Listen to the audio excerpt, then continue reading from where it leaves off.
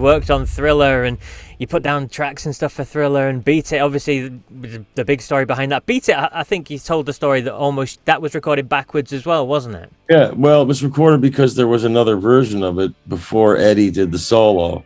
And somebody cut the 2-inch tape, which screwed up the SMPTE code, which locks all the tapes up again. Yep. So Quincy asked me and Jeff to put the record back together again because they needed to keep those tracks first generation. Because that was so you had to think about that back then. Yeah. And so Jeff, there was no click track or nothing. Jeff had to go out and make his own click based on the bleed through of Michael's lead vocal in the headphones that was recorded while he was doing the vocal, and Michael hitting 2 and 4 like 1 da do ba on a drum case. And so Jeff went out and made his own click with drumsticks. Then he played the drums to that, and he locked it up. By the second take, he nailed it. And so then I started putting all the guitars on it. I played the bass on it, and at first I made, since I knew Eddie was playing on it, and Quincy was at the Westlake Audio, and we were at Sunset Sound. He wasn't even there. We were on the phone going, Bobby, here's what's going on. And we made the whole record, but I quadrupled I made a big Marshalls and everything like that. And Quincy's like, I love it, but it's too much. I got to get this on R&B radio. I can't do it with these, it's too big. Use one of your little Fender amps and turn down the distortion a little bit. You know what I mean? So I had to redo that. And then I went over and worked with Michael and Quincy on the rest of it, and came up with some of the other ideas to help them with the rest of the parts. Because I played all the guitars and the bass, and Jeff played drums, and Michael sang, and Eddie played the solo. Phenomenal. So, I mean, a lot of people think Eddie played all the riffs and everything like that, but he didn't. Did you? Yeah. Last question that I ask everybody. I've put together a playlist of songs that are curated just from the artists themselves. They give me one song from their back catalogue. Can you give me one Toto song that you want to add to this playlist, and give me a reason why you've selected that one track in particular? Well, what's the playlist based upon? Who else is on it?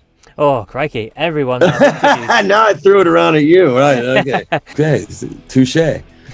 Do you mean in the sense of what would be a Toto song that if nobody heard Toto and you should listen to? No, the playlist is called Artist Choice, so it's basically one song that you want to put forward from your back catalogue. It can be the favourite song you like playing live, the one that means the most to you, the one that you cut in the studio and thought this is the best, or just something. Oh, well, you know what? There's a more recent one. On the Toto 14 record, there's a song called Great Expectations, which is one of our, a little bit more of our proggy kind of things, Okay. Most people go, oh, that Africa band, you know what I mean? It's like, to us, that's like, wow, man, that's the weirdest tune we ever did. And if that's what you think the whole band is all about, then I'd love to show another side. So this would be a great, I mean, you could probably get a hold of that somewhere on the internet or something like that. We were proud of how that came out, and it's not a hit song that everybody knows. You know what I mean? It's something that we really just dug writing and recording. And do you remember much about the writing or recording of that one? Yeah, I mean, we would, it was something that we said, okay, we're going to write something a little bit more muso. You know what I mean? But we still wanted to have the connection of vocals and stuff. And so we, everybody brought in pieces, and then we put it all together and made it work.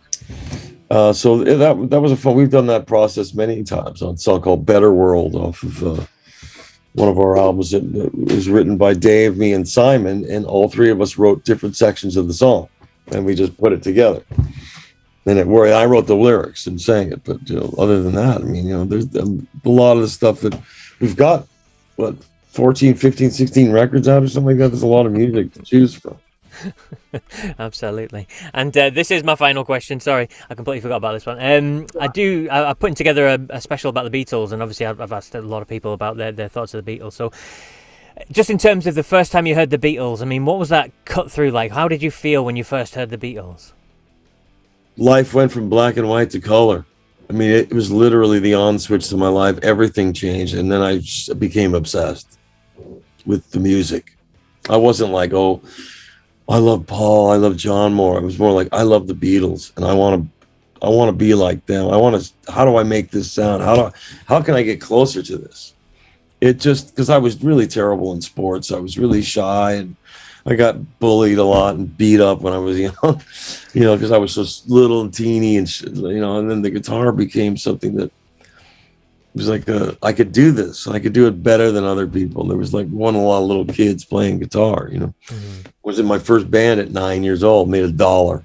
You know what I mean? And we only knew like 5 songs, so we just played them over and over again. And then I got the bug the first time I heard applause, and the little girls going, ah, because that was what they thought the reaction was supposed to be because of the Beatles. We were still, I was only 2 years into it after seeing the Beatles in 1964 on the television set. So I met some guys in Little League, which I was terrible, sat on the bench the whole time.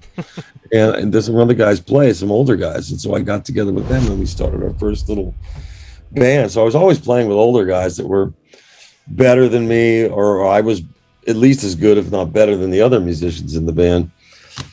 And it was just became my whole life. You know what I mean? And I said I was convinced this is what I'm going to do since I was a little kid. My parents would go like, "Really?" Because announcing you're going to be a musician in the mid '60s wasn't exactly every parent's dream.